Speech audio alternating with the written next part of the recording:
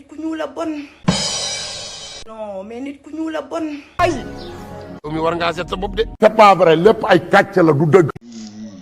kon yow génn nga sa bopp ci nit ñu ñuul ñi ba taxaw am audace naan nit ku ñuul la soxor te foo toll tey nit ñu ñuul ñi la fa tollal waaye sax yow alhamdulilah rabbil alamin yow ko génn ci boppam day jël ndax xamuñu la ci lu baax ci lu bon rek lañ la xam. waaw loolu dafa leer. moo leen sax nag ngeen di waxee ak nan ngeen war a wax taxaw naan nit ku ñuul la soxor te sa baay di ñuul sa maam di ñuul foo toll tey ñuul tollal la fa nga taxaw di wax sa waxee xaj yi kenn xamul nitug loo doon sax jëru sax di commentaire ci sa ay wax en plus lan moo tax sax nga taxaw naan nit ku ñuul la soxor. yéen ngeen ne doo leen bàyyi Macky Sall yéen Macky Sall mënoo leen am président bu ko gën. aye maa ngi doon comprendre sa waay temps dafa nekk ci campagne moom métti yaa ngi ci mag yi ay jogay ay fi mu jaar ak gars yi. yéen xanaa jaaroo leen si yoonu jam ñaajo bi yéen Macky ngi liggéey lu rëy a rëy waaye foo leen dikkee rek Macky defu fi dara yéen boo leen jëlee Macky Sénégal yéen koo leen fiy teg. saa li may wax nga nii sa mal coach ñaa gaa ngi nii Macky Sall dafay ñëw fekk fi ay baayam a dem mu toog day jug ay rakkam toog rek. action bi nii la demee. kan ngeen fii teg bu màggetee baa mu seppe moom Macky Sall kan moo koy donn. goromo. kii dof pilis la.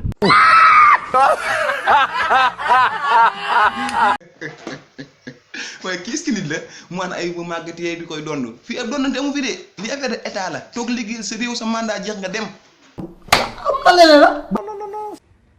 lii de ma jaaxal.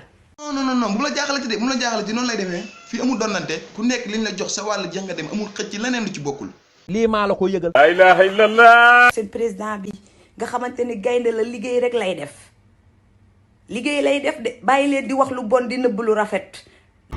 yii yëpp ay système dóor booy ñoo koy teg. dafa leer système yi dóor yi la ñuy liggéeyee mais ni ma bëgg nga xam ko mooy fii kenn nekk fi di raayal kenn ginnaawam nit ki buñ la joxee réew pour nga liggéey da ngay liggéeyal nit ñi apprécier nga def lu ñaaw nit ñi wax ko fii kenn moomul laa ñu kenn lii de ma jaaxal. ku génn wax ngeen ne non Macky Sall nanga may leen ñu troisième mandat. nga ni. may leen ñu troisième mandat may leen ñu ko ñu jël Sénégal soppi ko comme Dubaï. yéen.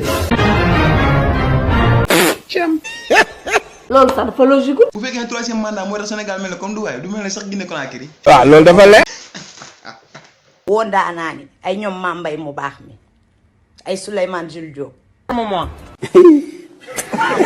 ayee ku ne wax ji yëpp kon da ngay woyaan wax nga dëgg de kon ko temps yi moom jamrat képp na lu mënatoo def sa liggéey kal ko foofu rek waa ji moom fu waay wiiri loo ñàkk bu leet boo ñëwee nga défendre ko moom dana la teral moom noonu lay liggéeyee daal Sénégal dignité moo ko yor jéema la am dignité moo gën nii nga nekkee di wër di woyaan ñàkk fayda.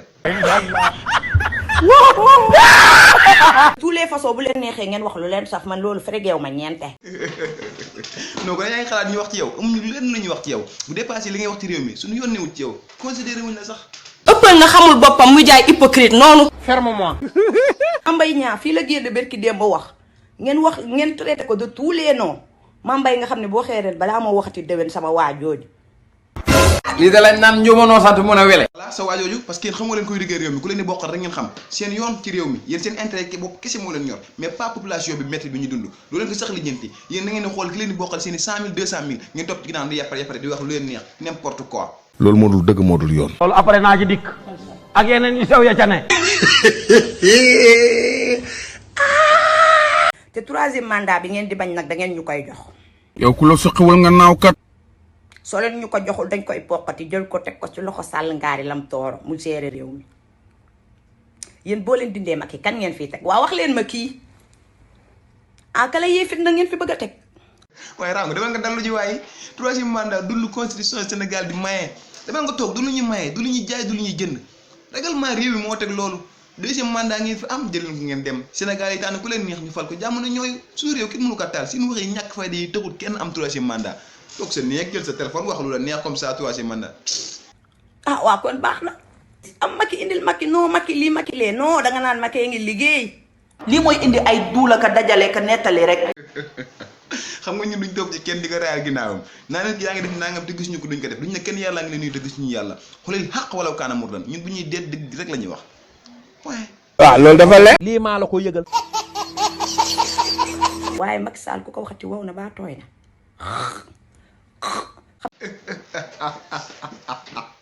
mais kii est-ce que jar na toog di perdre temps sax. ki nga xam ne maamam moo fi njëkk a dugal pon. Macky